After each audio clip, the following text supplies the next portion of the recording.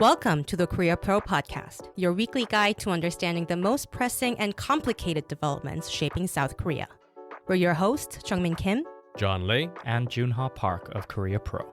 Go beyond headlines as we explain not just what happened, but also what really matters and why it matters. If you monitor South Korea for work or just trying to keep up, you're in the right place. This is the Korea Pro Podcast. Hello, listeners, and welcome back to another episode of the Korea Pro Podcast. It is now Thursday, February 5th. It's a little bit past 4:30 in the afternoon, and we have a lot to discuss that happened this week. We're going to start off with the meeting between South Korean Foreign Minister and U.S. Secretary of State Marco Rubio. And this sort of comes after a week or 2 weeks after Trump's Truth Social post about that whole tariff issue. And the statements show that they agreed to continue cooperation on civil nuclear power, the nuclear subs, and the shipbuilding. And they met in Washington. All the headlines in South Korea were sort of framed like Hyun and all the other ministers, they rushed to Washington to figure out what's going on and try to remind them what the fact sheet was. And then both sides sort of told each other, you guys should implement the fact sheet better. But I guess that they meant it the different way. So. Well, the meeting between To and Rubio was actually quite productive. As you just pointed out, they had a lot of agreements on what South Korea and the United States will still continue to cooperate and work on. And these are areas where there's mutual benefits to be had. But this meeting also took place at the same time as when the trade minister, Hyun, and when Kim Jong-un, the industry minister, were also meeting with their counterparts, like Howard Lutnick and U.S. Trade Representative Jameson Greer. And those meetings were not that great. They were probably not that amicable, especially coming after the whole, like the stuff that we discussed last week, how the U.S. statements were there about like the whole Kupang and the Digital Act stuff. So they went there to try to make nice again, but do you think that worked? Well, we don't know what exactly was said behind the closed doors, but what we do know from the press briefings, especially from the Trade Ministry, was that the meetings did not have any results. That's what they said. There were no results, and talks are still ongoing. And so what that just tells us is that that's diplomatic speak for saying there's significant disagreements about how to implement the joint fact sheet, or whether or not the South Korean National Assembly is dragging its feet when it comes to passing this bill. Now, the National Assembly, the opposition People Power Party and the ruling Democratic Party, they have agreed to pass this special bill on the investments in the U.S. sometime this month. But apparently that's not fast enough. And right now what we're hearing is that the trade minister is saying that the U.S. is starting to move these tariff measures at the Federal Register. Yeah. Now, what that means is that it's going to be an intra-agency sort of effort within the United States to push this tariff from 15 to 25%. And so right now we are seeing a lot of movements from all the various South Korean ministries trying to get the United States to either slow this down or not go through with it. And so what we're seeing is right now a dual track between the South Korea and the United States when it comes to the relations. On the one hand, when it comes to security alliance like shipbuilding or nuclear submarines or U.S. troops or whatever, that's still going very strong. We don't have to worry about that. But at the same time, when it comes to trade, it's just fizzling really fast. Right. And the 대미투자 특별법, the special bill, yes. Special bill, 6 economic associations in South Korea also urged the government and the parliament to pass it quickly within February. But do you see that happening? I think it will pass, and this is one of those few areas where the opposition and the ruling party are really reading from the same page right now. Both sides know that if this bill doesn't pass, South Korean industries are going to suffer. So within this month, yes. Now, of course, we do see a lot of inter-party squabbles regarding all sorts of various things, but special investigations into this church or that church. And this will, of course, come into play, and that's what's delaying this a little bit. But at the end of the day, yes, I do believe that it'll pass this month. And related, I just wanted to flag very quickly, this actually is fresh off the press. This was like 40 minutes ago from Hangare. It's an exclusive citing high-level Blue House official, which usually means like national security advisor level or, the chief level, probably chief secretary level Apparently, there was a previously unreported energy sector project to be designated as Korea's first flagship investment in the U.S. And when this official was pushed by Hangare, apparently this person said it's not the Alaska development or LNG or nuclear. Then what is it? I don't know. Well, this is still an exclusive from Hangare. We Yeah. have not seen this And corroborated this from is very other media new. outlets Yeah, yet. yeah. So we have to wait and see as to what this is all about. But if this turns out to be a whole new project that was kept in the dark from the public, we might want to look at into this. Yeah, yeah. And also Forge meeting is going on, and maybe in relations to it, I don't know. But what is it for? The acronym? Okay, FORGE stands for the Forum on Resource Geostrategic Engagement. So it's critical minerals. Yeah, well, you know how Americans love Like- to have their acronyms and Like abbreviations. forging, ironclad, whatever. Exactly. They just wanted Forge in there somewhere, and they got this weird So they ass probably name. came up with Forge first and then sort of created Kiyomatsuri, the right? Kiyomatsuri. Yeah, that's what they always do. But basically, what Forge does is that it replaces the MSP, the Mineral Security Partnership. Now, for those of you who have forgotten about the MSP was first announced in July 2024. Now, when this was announced, South Korea was going to chair this for only 1 year. And now it's almost 2 years later, and South Korea is still chairing the MSP. But the MSP has been subsumed under Forge now. So Forge is at the top and is replacing MSP. And South Korea is still going to chair this new organization, Forge, but only until June. Now, we don't know if South Korea's chairmanship of Forge will go beyond June or if it will end as soon as June is over. This is still quite new. There's no real information as to which country might replace South Korea as the chair. But for now, South Korea is going to remain chair until June. Now, both Forge and MSP are still voluntary-based organizations. There is no binding treaty. But the difference is, whereas MSP was mostly about information sharing, Forge wants to really operationalize and execute this. So J.D. Vance was there earlier today as well, and he also gave a speech, and I believe Scott Bessent was also at this ministerial meeting. Now, what they're trying to do is that they're going to try to really push for state financing, and they're going to try to this is the exact phrase that J.D. Vance used: adjustable tariffs, in order to make sure that other countries, that other countries, of course, was never named, but we know which country that they're talking about, China, doesn't resort to dumping sort of measures in order to undermine global prices when it comes to critical minerals, and where they're also going to try to make sure that markets are stable.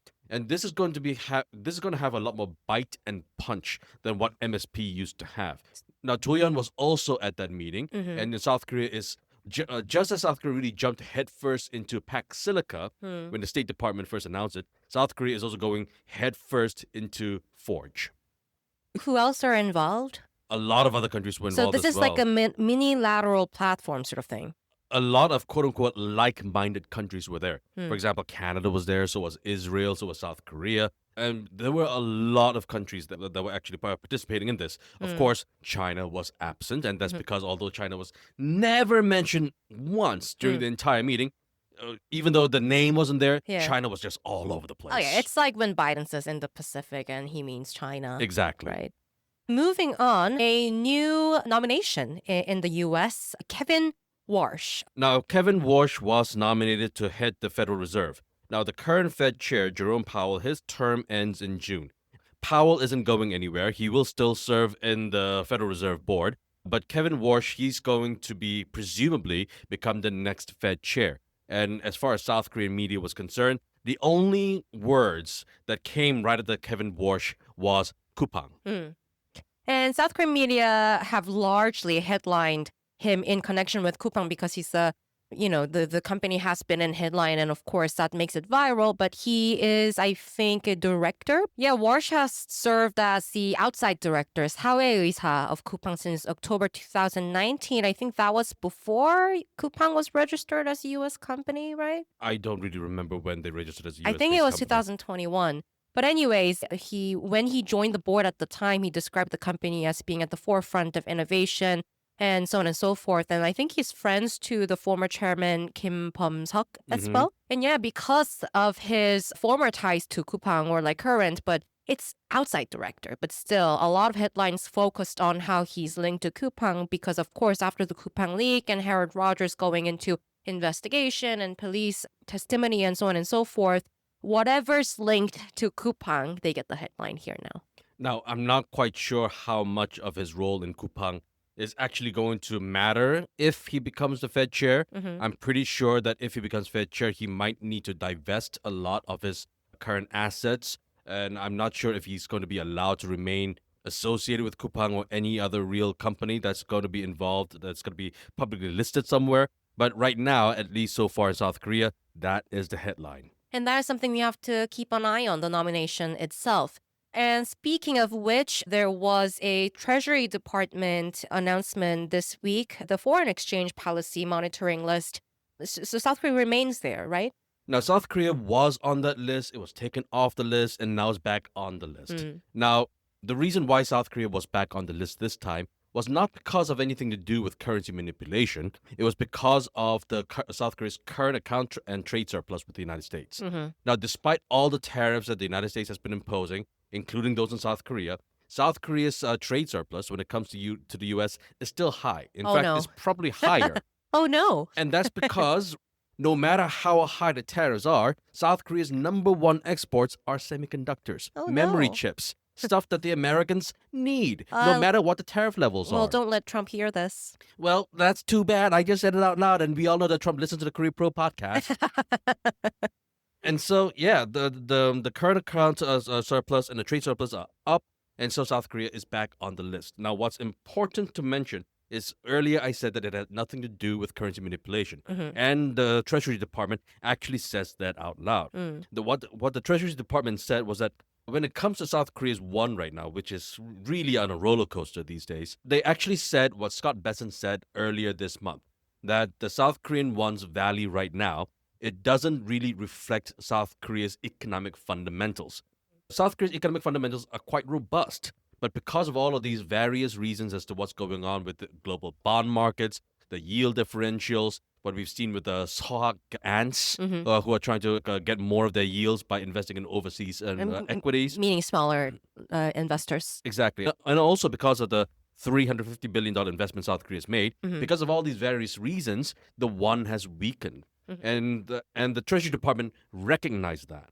Now, the reason why this is important is because the Treasury Department is fully aware that if South Korea's won continues to weaken and the United States does not help to reassure global markets that the won is not as weak as the foreign exchange market makes it appear to be, then South Korea can say, because of the weak won, we will not be able to invest first installments of the $20 billion in the U.S. But isn't this kind of funny because the causes of these are the U.S. and they list South Korea back again and recognize that it was because of them?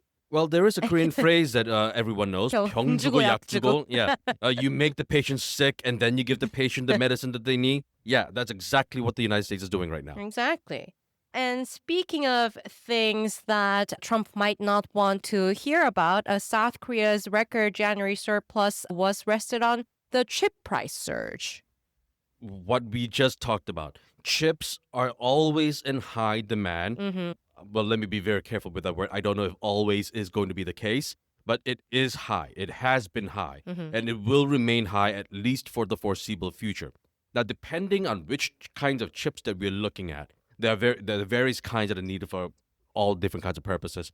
But chip prices have just the price has just gone up and up and up. Depending on the kinds of chips that we're looking at, the prices have gone up by either 100% all the way up to 750%. That is crazy. And so, yes, if we are looking at South Korean exports, and as I've pointed this out before, South Korea's export volume hasn't changed all that much. In fact, depending on some sectors, the volume actually has gone down. But because of this increased price up to 700% in chip prices, that's why we are seeing all of this current and trade account surpluses for South Korea. But what's the risk that stems from like what looks like a great number? Well, as we've pointed out in my previous analyses and my previous executive briefings, when it comes to chips, we're not sure if this demand is going to be sustainable. Now, for example, let's take a look at OpenAI. OpenAI, which of course, as everyone knows, is the parent company that makes ChatGPT. This company has been bleeding money. Just this year alone, and we still are in early February, OpenAI has already lost $14 billion. Now, does anyone remember WinRAR? WinRAR is a more profitable company than OpenAI, if you look at it that way. And because we are seeing all of these hyperscalers losing so much money, we're not quite sure if investors are going to continue to just pour money into these hyperscalers, whether we talk about OpenAI or AWS or anyone else for that matter. And if companies start to have to recalibrate their purchases, if they're saying maybe we should focus less on chips and focus our businesses on other ways to make things more profitable, then that chip demand will fall. And if it does, then South Korea is going to be in big trouble. Yeah. A week ahead, Hyun, the finance minister, just announced that ahead of the planned end of temporary suspension of higher capital gains taxes on multi-home owners, it will announce supplementary measures next week sometimes to minimize what they call disruption. I'm not entirely sure what they mean by that, but it sounds like it's something related to like 전세 or 월세, like rental properties, it seems. And this actually has been one of the, we haven't discussed this all this much on the podcast, but this is the single most viral domestic news in the past 3 weeks or so. And you wrote something related to this recently. President Lee Jae-myung has been going on a social media war. He's been on a war path. He's been writing every day on his Twitter page at least, and probably Facebook as well. Like half on Japan, half on like fake news and like what he calls fake news in real estate. Pretty much. And yeah, he's been repeating ad nauseum that May 9th is going to be the deadline when the tax exemption for multiple homeowners will cease. There will be no more. And so he's telling all of these homeowners who own 3 or more real estate properties to start selling now. Now, we have seen some movements, according to some real estate websites and blogs. We have seen some people, especially in the Gangnam area, listing their real estate properties a little bit. But we've not seen a flood of real estate markets entering the market right now. And that's because we have seen this from governments for a long time. Whether we're talking about Yoon Suk-yeol or Moon Jae-in or everyone who came before, they've all tried to rein in real estate and they've all tried to have these policies set forward. But anytime the market starts to feel really nervous about this, and we have to keep in mind that the South Koreans really consider real estate as probably sacred when it comes to their investments, the South Korean governments, successive governments, have always blinked. Now, Lee Jae-myung seems to be determined to be the guy not to blink. Yeah. His public approval rating is around the 60% or high 50s, depending on which poll that we're looking at. And so the president seems to be thinking that he is going to be willing to risk his own political capital to make sure that real estate markets, well, the prices don't just keep on going up and up, because what he really wants to do, and the way that he's framing this, is it's a moral issue, that these prices need to be reined in so that more people, especially young people, can afford their own homes. Yeah. And actually, this is not a week ahead per se, but something very big in journalism, I think, happened this morning. Washington Post has been laying off a lot of reporters and 30%. editors. And today it laid off 300, and this includes the entire Seoul hub. So Washington Post is closing down in South Korea. This is actually a very big move because after 2019 and 2020, the big surge of global media, New York Times and Washington Post both chose South Korea to be the new Asia hub after the crackdown in Hong Kong. Crackdown in Hong Kong regarding the National Security Act. So it was a big move for South Korea. This came with sort of both pros and cons from South Korean politicians' point of view, because, a lot of reporters being here, they were increasingly more, just more scrutiny into what's happening in South Korea, although not all of the people in the Seoul hub are like Korea correspondents. But this is going to change now that Washington Post is closing down. It's a really sad day. Yeah. And lastly, I'll be in Munich next week to attend the Munich Security Conference, but Vance is not coming this time, so maybe it's going to be boring. Really? JD Vance is not going to Munich this time? I'm heartbroken. But when I look at the agenda, it's largely related to Ukraine or some issues related to Taiwan. hybrid warfare and so on and so forth. But what changed from last year's version is that there are increasingly more discussions related to weaponization of trade. Really? Yes. Shocker. And all of this information will be sent to your email inbox by Monday at 2 p.m. via the Week Ahead newsletter. So if you'd like to know more, please subscribe. Have a good weekend, everybody. Bye-bye. And that's a wrap. Thanks for tuning in.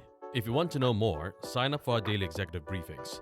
We'll brief you on all you need to know from the past 24 hours and why it matters, delivered to your inbox every morning. If you want to stay ahead of the curve, sign up for Korea Pro to get a full package of insights, from daily expert analysis to profiles, month in review, week ahead, and more. And until next time, I'm Jungmin Kim. I'm Junho Park. And I'm John Lee, and we'll see you next time on the Korea Pro Podcast.